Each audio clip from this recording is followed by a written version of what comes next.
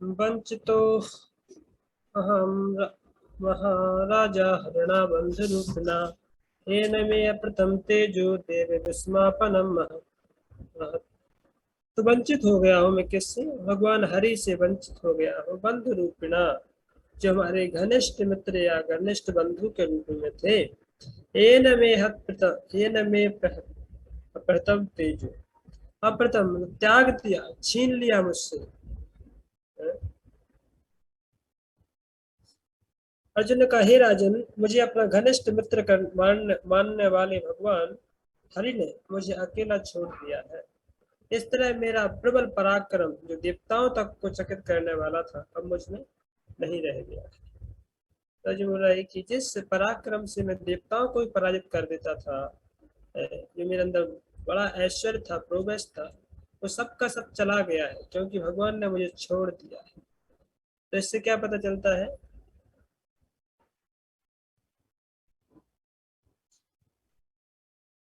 कि जिसको वास्तव में भगवान ने जो प्रोग्रेस दिया है, भगवान ने शक्ति दिया है, वो केवल तभी तक काम कर सकता है। भगवान किसी की शक्ति अब छीन लेते हैं या भगवान उसके पास से चले जाते हैं, तो सारी की सारी शक्ति जो उसके पास उसको मिली थी, वो कि सब के सब ऑटोमेटिक गायब हो जाती है। इस तात्पर्य में देखेंगे हम, प्रभुपाद जी ने अच्छा तात्पर्य दिया। इस तरीके से प्रभुपाद जी लिख रहे हैं, इसी प्रकार जब भगवान इस धरा से अंतर्धान होते हैं, तब वे सारे पार्षदों को अपने साथ ले जाते हैं। भगवान ने अर्जुन को जो पराक्रम तथा शक्ति प्रदान की थी, वह भगवान के उद्देश्य की पूर्ति के लिए थी। किंतु जब यह उद्देश्य पूरा हो गया, तो अर्जुन से आपातकालीन शक्तियां वापस ले ली गई, क्योंकि स्वर्ग के निवासियों को भी चकित करने वाली अर्जुन की इन प्रबल शक्तियों की और आगे आवश्यकता नहीं रह गई थी। वे उनके भगवत धाम वापस जाने के निमित्त नहीं थे। यदि अर्जुन जैसे महान भक्त को या स्वर्ग के निवासियों को भगवान शक्ति प्रदान कर सकते हैं एवं शक्ति वापस ले भी सकते हैं, तो उन शुद्ध प्राणियों के विषय में क्या कहा जा सकता है, जो ऐसे महात्माओं की तुलना में नगण्य। अपितु विवेक मनुष्य को भगवान के प्रति ऐसे वरदान के लिए कृतज्ञ होना चाहिए और ऐसी शक्ति का उपयोग भगवान की सेवा करने के लिए करना चाहिए। भगवान ऐसी शक्ति को कभी भी वापस ले सकते हैं। ऐसी शक्ति तथा ऐश्वर्य का सदुपयोग यह है कि उन्हें भगवान की सेवा में बताया गया है कि हम सबको each and everybody they have some unique power और प्रोग्रेस गिवन बाय कृष्णा। तो हमको जो शक्ति मिली है, हमारे पास जो ऐश्वर्य है, छह ऐश्वर्य में कोई विशेष ऐश्वर्य हमारे पास किसी विशेष मात्रा में हो सकता है। So we should not be pride, उसके में बहुत घमंड नहीं करना चाहिए। तो किस तरीके से देखो, मेरे अंदर ऐसा है, मैं ये कर सकता हूँ करके, क्योंकि वो विशेष वस्तु भगवान के द्वारा आपको दी गई है। किसके लिए? भगवान की सेवा में उपयोग करने के लिए। तो यहाँ पे बता रहे प्रभुपाद जी कि ऐसी शक्ति या कि कोई ऐसी विशेष योग्यता, कोई ऐसा विशेष पावर आपको जो मिला है, वो ऐसा नहीं कि आपको भगवत धाम जाने के लिए कोई सर्टिफिकेट है। No, now you will go back home back to God by using this power of progress. No, unless or until you are not utilizing that power and progress in a particular manner to serve Krishna, to please Krishna, तो वो power आपके कोई काम की नहीं है। वो शक्ति पर्याप्त नहीं है अपने आप में कि आपको भगवत धाम वापस लेके जाएगी, अनलेस, जब तक कि भगवान की सेवा में उपयोग नहीं होती। तो यदि हमारे पास जो शक्ति है, यदि हम उसका उपयोग करेंगे भगवान की सेवा में, तो उसी से हमें एक रास्ता खुलेगा भगवत धाम जाने के लिए। पर उसी को यदि हम प्राइड करेंगे उस शक्ति के ऊपर, कुछ उसको दूसरे किसी विशेष प्रयोजन के लिए लगाएंगे, तो हमें बांध के भी रख सकती है इस संसार में। तो जो भी हमें मिला है, उसको कृतज्ञ रहना चाहिए भगवान के लिए कि भगवान आपने जिस मात्रा में हमें दिया है, उस मात्रा में मैं आपकी सेवा में किस तरीके से उपयोग कर सकता हूँ। तो भगवान हर जीव को उसी प्रकार से उतनी ही मात्रा में वो विशेष क्वालिटी देते हैं जितना कि उसको आवश्यकता है, जितना कि भगवान की सेवा में उसकी आवश्यकता। उन्होंने हनुमान जी को एक बहुत शक्ति दिया है पर्वत उठाने की, क्योंकि उनके लिए इस प्रकार की शक्ति की आवश्यकता थी। और गिलहरी को छोटा सा शक्ति दिया है कण उठाने के लिए। तो हनुमान जी ने जब ये सोचा कि ये गिलहरी क्या कर रही है, इसको भगाओ मर जाएगी कर, तो राम ने तुरंत रोका कि भाई आपको ये शक्ति मिली है, आपको जो प्रोग्रेस मिला है ये कोई विशेष काम करने की नहीं, पर इसका मतलब नहीं है कि दूसरे लोग उनको ये शक्ति मिली है वो कोई निम्न है आपकी तुलना में। नहीं, उनके लिए वो शक्ति उतनी पर्याप्त है। वो भी है, गिलहरी भी अपने आप में हनुमान है यदि वो कर उठा के ला रही है, क्योंकि उसकी शक्ति तो देखो भाई, उसका उसका शरीर तो देखो, उसकी कैपेसिटी तो देखो। ये अपना पूर्ण प्रयास दे रही है ना उस शक्ति को, उस पर्टिकुलर एबिलिटी को, पर्टिकुलर जो कैपेबिलिटी है उसको यूज करने के लिए कृष्ण की सेवा में वो अपना पूर्ण 100% उसको साहस कर रही है, 100% उसको उपयोग कर रही है भगवान की सेवा में। तो कहने का मतलब है जो भी हमारे अंदर क्वालिटी है तो उसको हमें 100% देना चाहिए, किसके लिए? भगवान की सेवा के लिए। भगवान उससे संतुष्ट होते हैं। तो विशेष करके हमारा गुण या हमारा शक्ति उतना महत्वपूर्ण नहीं है भगवान के लिए, जितना कि हमारा जो इंटेंस मतलब उसके पीछे जो हमारी भावना है कि हम किस तरीके से उसको उपयोग कर रहे हैं। तो जो भी हमें मिला है, किसी को अच्छे लड्डू बनाना आते हैं, जैसे हमारे अर्चना माता जी को अच्छे लड्डू बनाना आते हैं, घमंड मत करना नहीं तो भूल जाओ। देखो अभी मैं अच्छे लड्डू बनाना आते हैं, किसी को सिखाएंगे नहीं तो भगवान बोलेंगे अभी तो दुरुपयोग हो रहा है शक्ति का, अभी भुला देते, खट्टे लड्डू बनेंगे उनकी वजह से। कोई खाएगा नहीं। सही बात है ना?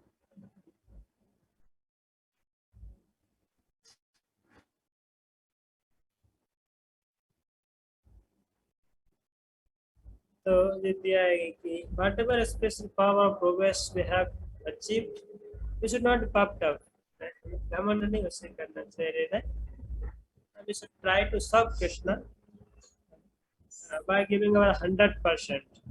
अपना पूरा प्रयास करके, अपना पूरा प्रयास करके भगवान की संतुष्टि के लिए उसको लगाना चाहिए। तो बता रहे हैं आगे, यस क्षण भी होगे न लोको ही अपदर्शना, उक्थेन रहितो शेषाः मृतकः प्रोच्यते यथा। तो बता रहे कि मृत के समान हो गया हो, मृतका मृतकः प्रोच्यते यथा, उक्थेन रहितो ही ऐसा। भगवान के ना रहने से, भगवान के चले जाने से इस क्षण भी हो गए ना, एक क्षण भी, एक क्षण का वियोग उनके उनसे दूर होना मेरे लिए कैसे हो रहा है? अप्रिय दर्शना, लोको है प्रिय दर्शना। मैं संसार में कुछ देखना नहीं चाहता, संसार में कुछ भी प्रिय नहीं लग रहा है, सब कुछ अप्रिय हो गया है। It's intense feeling, intense separation feeling from Krishna. कि अर्जुन को भी सारा का सारा संसार कैसा हो गया? अप्रिय हो गया। क्या सब तो इसको अच्छे नहीं लग रहा है कुछ भी चीज, क्योंकि तो the degree our consciousness has been developed towards Krishna's, मतलब प्रेम और कृष्ण की सेवा के लिए हमारा जितना कॉन्शियसनेस उच्च स्तर पे बढ़ेगा, उतने उच्च स्तर पे हमारे संसार की जो प्रिय वस्तुएं वो अप्रिय होती जाएंगी, है ना? तो जो कि हमारे जीवन का लक्ष्य है कि एक दिन ऐसा आए कि क्षण भी हो गए ना लोगों ही प्रदर्शना, एक क्षण कृष्ण की अनुभूति नहीं होती, एक क्षण कृष्ण भजन नहीं होता है तो फिर संसार शून्य, शून्य आयतम जगत सर्वम गोविंद विरहेण में। हे गोविंद आपके विरह में मुझे एक क्षण भी वर्षों के समान प्रतीत हो रहा है। चेतन महाप्रभु बोलते हैं। तो कैसे रहे तो ही ऐसा मृतक प्रोच्यते यथा, ऐसे तो मरा व्यक्ति है, मरे व्यक्ति के अंदर जान नहीं है, आप उसको कितना भी सजाते रहिए ऊपर से, मंडनम लोक रंजनम। तो मरा हुआ व्यक्ति, उसके ऊपर कितना भी उसको ज्वेल पहनाइए, कितना भी अच्छे कपड़े पहनाइए, कितना भी अच्छा आभूषण कीजिए, सब कुछ करिए, पर जान नहीं है तो कुछ आभूषण उसके और सारे कपड़े का कोई मतलब है क्या? कोई मतलब नहीं। इसी प्रकार से ये आता है श्लोक की, भगवत भक्ति विहीनस्य मंडनम लोक रंजनम। यदि कोई भगवत भक्ति से विहीन है, भगवान के दिव्य प्रेम से विहीन है, तो उसके जितने भी कर्म कांड, कर्म योग, तप जप सब जितने भी हैं, तो सब के सब मंडनम लोक रंजनम, मरे हुए व्यक्ति को सजाने के जैसा है। जप तप क्रिया भगवत भक्ति विहीनस्य, यदि कोई व्यक्ति कितना भी जप तप किया, उसने योग किया, तपस्या किया, सब कुछ किया, यदि भगवत भक्ति को प्राप्त नहीं कर पाया, कृष्ण के प्रेम को प्राप्त नहीं कर पाया, तो मंडनम लोक रंजनम, एक मरे हुए व्यक्ति को सजाने के जैसा, लोक रंजन के लिए, लोगों को दिखाने के लिए, देखो क्या मुर्दा को सजा के ले जा रहे हैं, मुर्दा को सजाने का कोई मीनिंग है?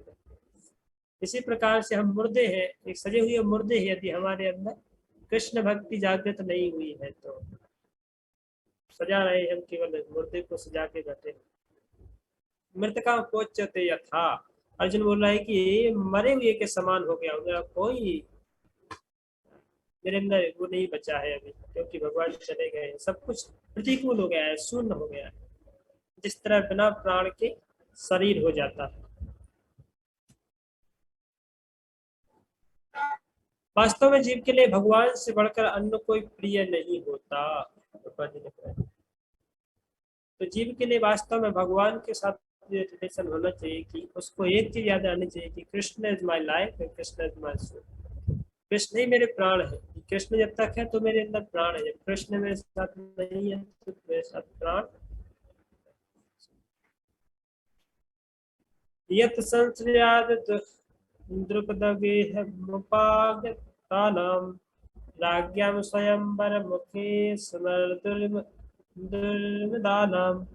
तेजो हृदं खलु मया विहतस्य मत्स्या सञ्जीकृतेन धनुषाधिगतः स कृष्ण। उनकी कृपामय शक्ति से मैं उन समस्त कामोत्तक राजकुमारों को परास्त कर सका जो राजा द्रुपद के महल में स्वयंवर के अवसर पर एकत्र हुए थे। अपने धनुष बाण से मैं मत्स्य लक्ष्य का भेदन कर सका और इस प्रकार द्रौपदी का परिपाणी ग्रहण कर सका। तो अर्जुन को वो सारी की सारी घटना याद आ रही है कि इतना बड़ा युद्ध, इतना यहाँ पे द्रुपद के महल के पास में जाकर के इतने सारे के सारे कौरवों को, सारे के सारे यक्ष ने आक्रमण किया, तो सबको हरा के अर्जुन ने भगा दिया। और यहाँ पे भी हम आगे देखेंगे किस तरीके से बोलेगा कि मैं ऐसे सबरों से हार गया करके। लक्ष्य भेदन किया, मछली का आंख भेदन किया, द्रौपदी का पानी ग्रहण किया, तो सब के सब जो हुआ, क्यों हुआ अर्जुन बता रहा है, क्योंकि कृष्ण थे इसलिए हुआ। कृष्ण थे मेरे साथ में इसलिए सब कुछ होती, कृष्ण नहीं होते तो कुछ नहीं, मेरे अंदर कुछ नहीं था, मेरे पास कुछ भी शक्ति नहीं थी वो सब करने की। बिना गोली के बंदूक इस धुम धुम धुम धुम करती ना, गोली नहीं तो कुछ नहीं, धुम धुम धुम धुम कितना भी फटकार, ऐसे हम सब बिना गोली वाले वो गन है।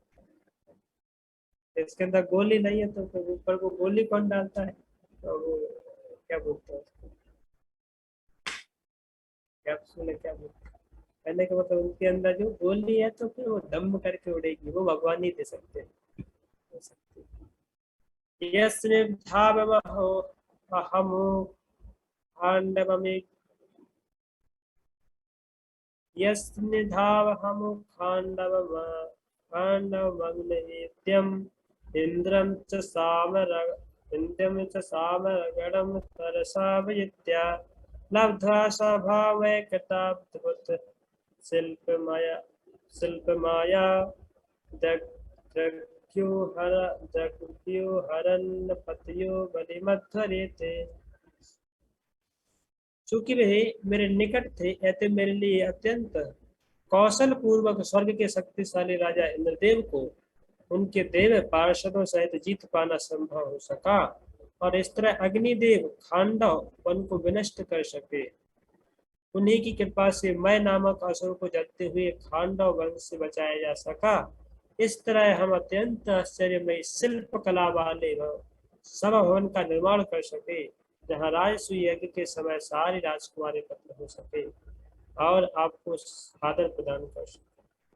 तो सारी की सारी घटनाएं अर्जुन अभी रिसाइट कर रहा है महाराज युधिष्ठिर के सामने कि वास्तव में हम लोग कुछ नहीं थे। मैं अभी तक अपने आप को जो बड़ा धनुष अपने हाथ में पकड़ करके महाप्रतापी मंत्र था, ऐसा कुछ था नहीं, क्योंकि ये सारी की सारी जो शक्ति आ रही थी वो भगवान से आ रही थी। यत्तेजसा नृपशिरोऽङ्घ्रि शिरोऽङ्घ्रि महन् मुखार्थम् आर्यो आर्यो नुजस्तव गजायुत सत्तवीर्या तेनाहृता प्रमथा नाथमखाय भूपा यन्मोचितास्तदनयत्तबलिमद्दरेते। 10,000 हाथियों की शक्ति रखने वाले आपके छोटे भाई ने भगवान की ही कृपा से जरासंध का वध किया, जिसकी पाद पूजा अनेक राजाओं द्वारा की जाती थी। ऐसे सारे राजा जरासंध के महाभैरव यज्ञ में बलि चढ़ाए जाने के लिए लाए गए थे, किंतु उनको छुड़ा दिया गया। बाद में उन्होंने अपना आधिपत्य स्वीकार। कुछ घटना याद है आप लोगों को? जरासंध जो पकड़ के लाया था, बड़े बड़े मुर्गे पकड़ के लाया था, 4 दिन लगा दो।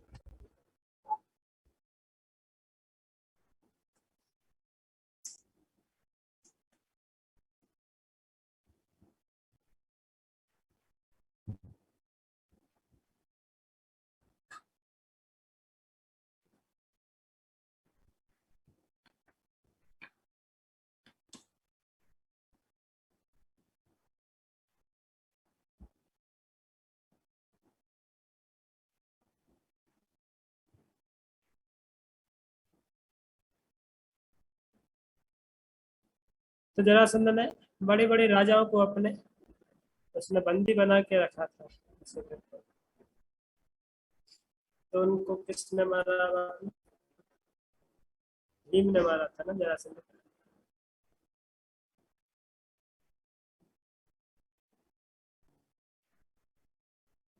10,000 हाथियों का बल था उसमें।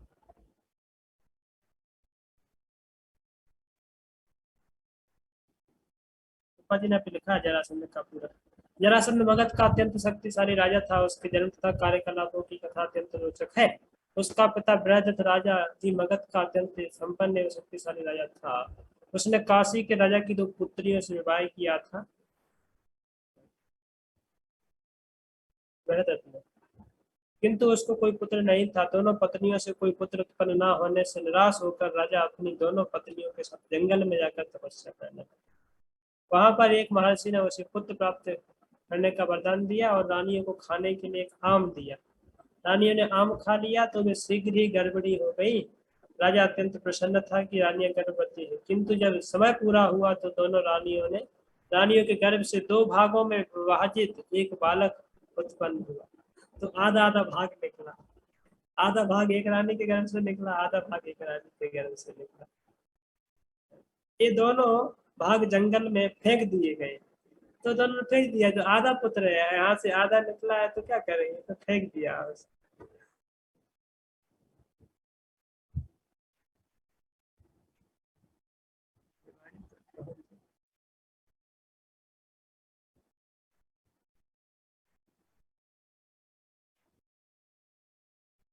जहाँ एक महान असुरनी रहती थी, वह अत्यंत प्रसन्न हुई कि उसके खाने के लिए नवजात शिशु का रक्त तथा मांस मिला है, किंतु उत्सुकतावश उसने उन दोनों हिस्सों को जोड़ दिया तो एक पूर्ण शिशु बन गया और उसमें जान आ गई। यह असुरनी जरा नाम से विख्यात थी। वह संतानहीन राजा के ऊपर दया करके उस राजा के पास गई और उसने वह सुंदर बालक भेंट कराई। राजा उस असुरनी से अत्यंत प्रसन्न हुआ और उसे इच्छित पुरस्कार मांगने के लिए कहा। राक्षसी ने इच्छा व्यक्त की कि इस बालक का नाम उसके नाम पर रखा जाए।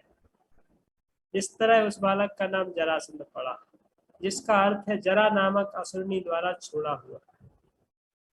वास्तव में यह जरासंध विप्रचित्ति नामक असुर के अंश रूप में उत्पन्न हुआ था।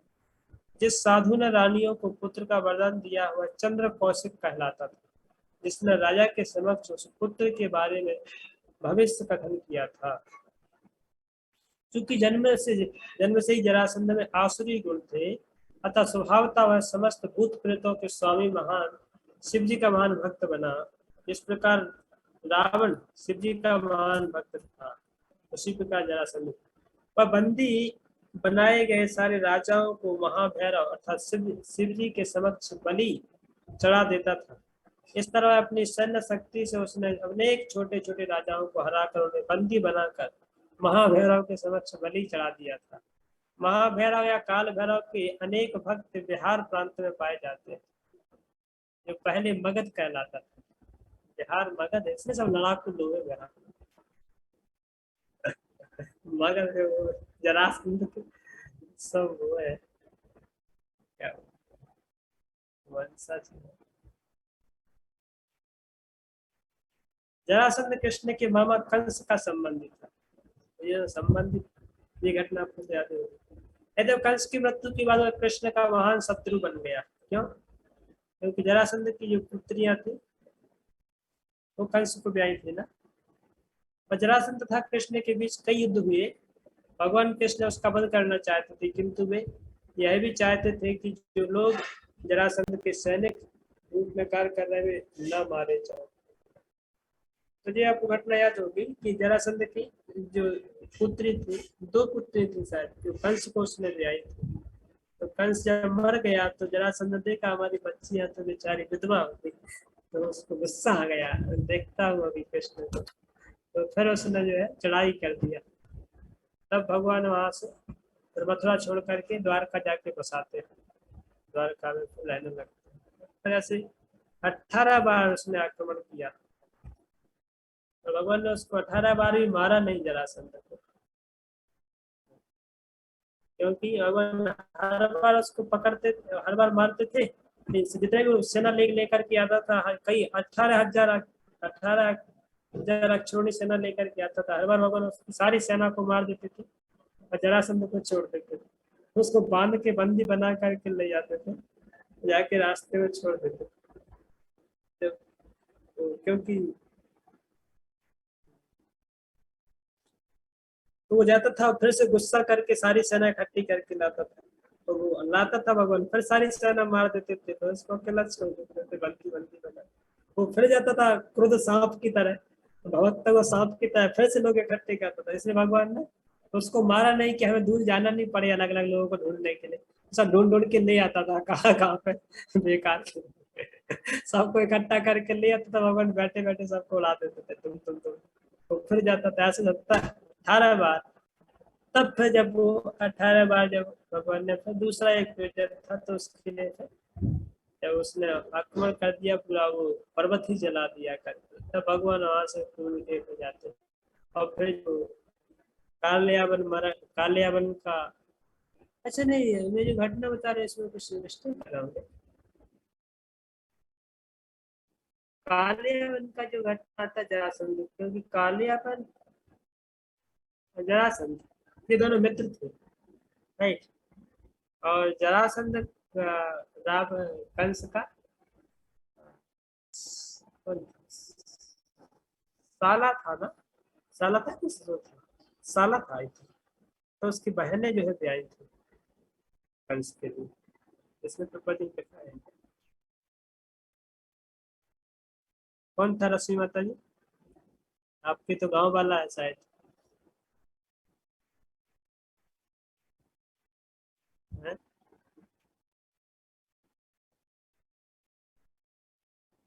अर्चना माता जी मगध देश का है आप जी लोगों प्रभु का? जी। आपके नहीं गांव पता का है? प्रभु जी, नहीं प्रभु जी, नहीं पता। नहीं आपका ही आप लोग उसके वंशज है, पता नहीं।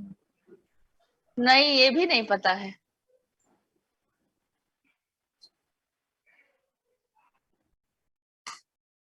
तो बहनें थी शायद, जरासंध की बहनें थी जो इसको ब्याही थी कंस के लिए। तो बहनें मर गई थी, सॉरी, बहनों का पति मर गया, तो फिर उसको गुस्सा आ गया था, तो जाकर के उसने अटैक किया। अटैक किया तो साथ साथ में कालियाबन भी हो गया साथ साथ में। तो उसने कालियाबन को इनवाइट किया और कालियाबन जाकर के उनके साथ में हो जाता है। तब फिर जो लोग कृष्ण को घेर करके मारने का प्लान करते हैं, तो वो पर्वत होता है जो द्वारका के पास, उस पर्वत को जला डालते हैं, इस पर्वत के ऊपर वो भगवान चढ़े हुए थे। क्योंकि भगवान ने द्वारका बसाई थी इसलिए, क्योंकि ये लोग बार बार अटैक कर रहे थे, तो सब लोग घबरा गए थे कि अभी क्या होगा, ये लोग बार बार पता नहीं क्या करेगा। तो भगवान इसने फिर द्वारका नगरी बसाई थी समुद्र के बीच में, जहाँ पे वो लोग फिर पहुंच नहीं पाए। तो एक बार जो पर्वत पे जब भगवान चढ़े थे, पर्वत का कुछ नाम है, तो अग्नि लगा दिया तो भगवान वहां से कूद के भाग जाते हैं। तब जो काले यावन उनके पीछे पीछे जाता है। एक्चुअली जरा जब उसको जरासंध का तो पहले ही मृत्यु हो गया था, शायद भीम ने उनको मार दिया था। तो काले यावन जरासंध का बदला लेने के लिए काले यावन पीछे पड़ जाता है। तो काले यावन को फिर मारने के लिए कोई और युक्ति नहीं थी। तो फिर भगवान उसको लेते गए और जाके गुफा के अंदर जहाँ पर मुचकुंद सो रहे थे, राजा मुचकुंद। वो अलग घटना है, देवताओं से युद्ध में उनके साथ भाग लिए थे, तो काफी वर्षों तक नींद नहीं उनको हुआ था, सोए नहीं थे। तो देवताओं ने उनको पूछा, हम आपको क्या दे सकते हैं। मुचकुंद को बोले, हमें कुछ नहीं चाहिए, हमें एक अच्छा कोई शांत स्थान होता जाके हम अपनी नींद पूरी कर सके। काफी दिन से सोए नहीं। तो फिर गुफा बताई कि आप जाए उस गुफा में, कोई डिस्टर्ब नहीं करेगा। तो जाके वो सो रहे थे कितनी प्रगाढ़ निद्रा में। और वहां पे फिर भगवान जाते हैं, घुसते जाते हैं, जाके वहां पे छिप जाते हैं जहाँ पे वो, क्योंकि उसको पहले से वरदान था, देवता ने वरदान दिया था कि यदि आपको आगे कोई डिस्टर्ब करेगा आपकी नींद से, जैसे आप उसके ऊपर आपकी दृष्टि जाएगी, जाके भस्म हो जाएगा जल के। तो भगवान जाके पीछे छिप जाते हैं कोने में। तो ये जाता है जो काले अपन पीछे पीछे पीछे पीछे गाली देते हुए, बहुत गाली देता है कृष्ण को। तो बदमाश, तू यहाँ पे आके छुपा है गुफा में, तो क्या लगता है मैं तुझे देख नहीं पा रहा हूँ, तू सो गया है बदमाशों की तरह, कपड़ा ओढ़ लिया है। ऐसा गाली देते जाते एक लात मारता है जोर से। ऐसे लात मारता है तो अचानक से मुस्कुंद की नींद टूटती है, वो जैसे देखते हैं भयंकर तेजी से, तो जल के भाषा हो जाता है, खत्म। कालियावन मर जाता है, तो भगवान वहां पे बैठे, भगवान सामने आते हैं और उसको देख करके भगवान को प्रसन्न हो जाते हैं, भगवान उनको मुक्ति प्रदान करते हैं उसको। ये घटना है ऐसे।